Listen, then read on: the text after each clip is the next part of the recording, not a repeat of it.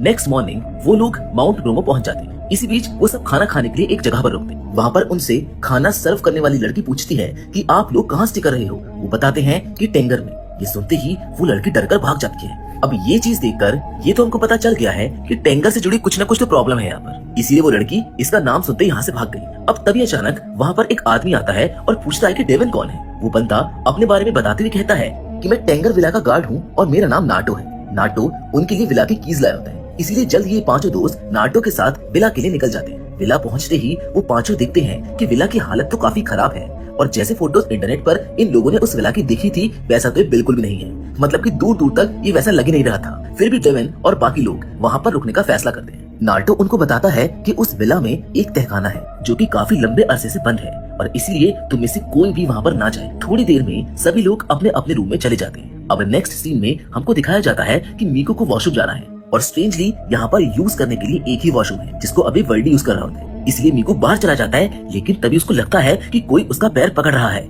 अब इस सीन को देखकर किसी की भी डर से हालत खराब हो जाएगी। देखने पर उसको एक डेविल की बच्ची दिखती है जिसे देखकर वो बहुत ज्यादा घबरा जाता है। वहीं दूसरी ओर वर्डी को भी लगता है कि वॉशरूम में उसके पीछे कोई है पर कोई दिखता नहीं है। वहीं दोनों लड़कियां लिया और सैरा के साथ भी बहुत अजीब चीज होने लगती है, जैसे कि लिया को वार्डरोब में फोक से कुछ लिखा हुआ दिखता है और वही सैरा जब वॉशरूम जाती है तो उसके शावर में से खून आने लगता है, जिसको देखकर वो बुरी तरह से घबरा जाती है। अब इन सारी चीजों के बाद भी ये सभी दोस्त साथ में मिलकर फैसला करते हैं कि अब तो इन्होंने 5 दिन का पेमेंट कर दिया है, इसीलिए वो इस विला में रहेंगे और जो भी चीज अबनॉर्मल है या डरावनी है उनसे छेड़छाड़ नहीं करेंगे। आगे हमको देखने को मिलता है कि बहुत सारे लोग विला के हॉल में डांस कर रहे हैं। वो लोग जोर जोर से हंस रहे हैं जिनकी आवाज वर्डे सुन लेता है। वो देखने जाता है पर वहाँ पर उसको कोई नहीं दिखता। तभी अचानक उसको लगता है कि उसके पीछे कोई है। पीछे मुड़कर देखने पर उसे वहाँ पर कोई खड़ा हुआ दिखाई देता है, जिसका पीछा करते हुए वर्डी तहखाने तक पहुँच जाता है जहाँ पर जाना मना है। वो अंदर जाने वाला होता है कि तभी अचानक डीवन आकर उसको रोक लेता है। अगले सुबह मीको विला के पीछे पानी लेने जाता है और उसको वहाँ पर बहुत सारी ग्रेव्स मिलती है,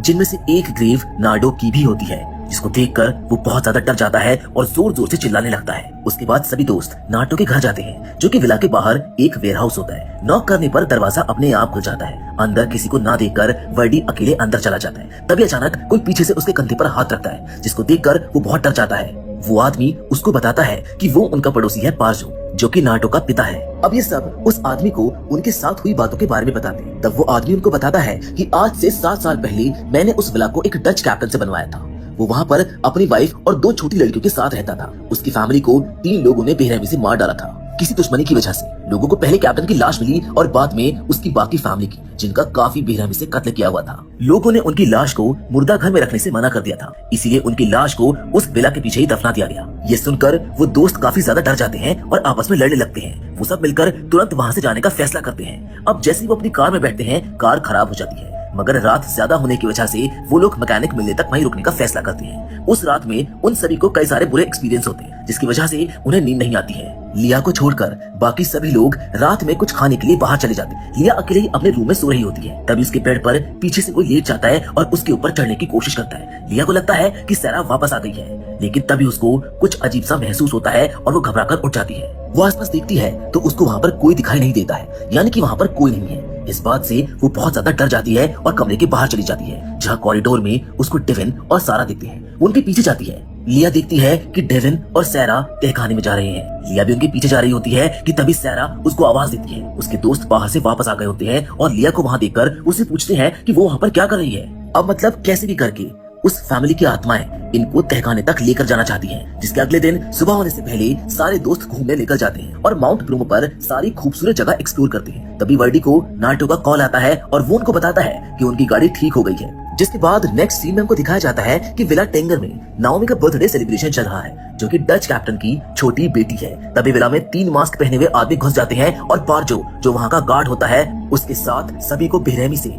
एक एक करके मार डालते हैं। लिया और बाकी सब जब विला वापस आते हैं तो देखते हैं कि सारी लाइट्स ऑन है, लेकिन अंदर जाने पर उनको वहाँ पर कोई नहीं मिलता। और तभी अचानक विला की लाइट्स अपने आप जलने बुझने लगती हैं। वर्डी को वहाँ पर एक बूढ़ी औरत नजर आती है। उस औरत का पीछा करते हुए वर्डी और डेवन तहखाने में जाते हैं और अंदर जाते ही अचानक से दरवाजा बंद हो जाता है। तभी वहाँ पर नाटो आ जाता है। मीको और नाटो दरवाजा खोलने की कोशिश करते हैं। उस तहखाने में वर्डी और डेवन को डच फैमिली के कुछ पुराने फोटोज मिलते हैं और तभी उनको सामने चेयर पर कोई बैठा हुआ दिखाई देता है। दरवाजा खोलने पर मीको और नाटो को वहाँ पर एक बूढ़ी औरत मिलती है जिसकी कमर मुड़ी हुई होती है। वो उसको वहाँ से बाहर ले आते हैं। अब यहाँ से सीन बदलता है और हमको दिखाया जाता है कि उस दिन जब डच के परिवार पर हमला हुआ था तो गाँव वालों के वहाँ पहुँचने पर वो देखते हैं कि नाओमी के अलावा कोई भी जिंदा नहीं बचा है। वो नाओमी को अस्पताल लेकर जाते हैं और वहाँ डॉक्टर सबको पता चलता है कि नाओमी को स्पाइन इंजरी होने की वजह से वो कभी भी सीधे नहीं खड़ी हो पाएगी। लिया और बाकी सभी को जब ये पता चलता है कि वो बूढ़ी औरत कोई और नहीं बल्कि नाओमी है तो वो सब उसको तुरंत ही अस्पताल ले जाने की कोशिश करते हैं, क्योंकि वो काफी लंबे समय से इस घर में अकेले कैद थी। उसकी स्पाइन में चोट भी लगी हुई थी, इसलिए वो सभी लोग मिलकर उसको अस्पताल ले जाने लगते हैं। अब जैसे ही वो कार की तरफ जाती है तो मेन गेट अपने आप बंद हो जाता है, जहाँ लिया, सारा और नाओमी अंदर ही रह जाती है। तभी वहाँ पर नाओमी की बाकी फैमिली